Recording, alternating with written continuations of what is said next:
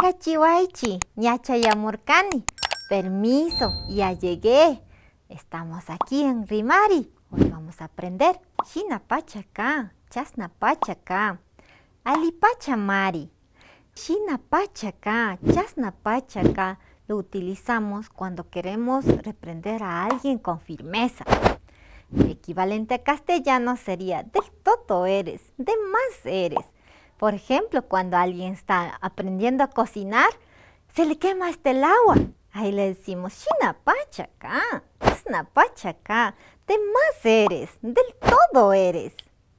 Alipachamari. Esta palabra se utiliza cuando las cosas están muy bien.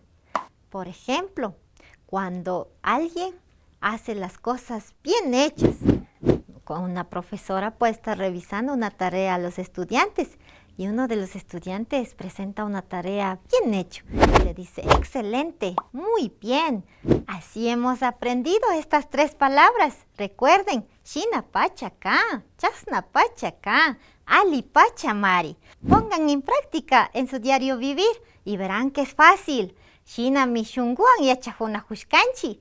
De corazón, aprendemos el idioma quichua. Kayakaman. No olvides suscribirte al canal, activar la campanita y compartir. Nos vemos.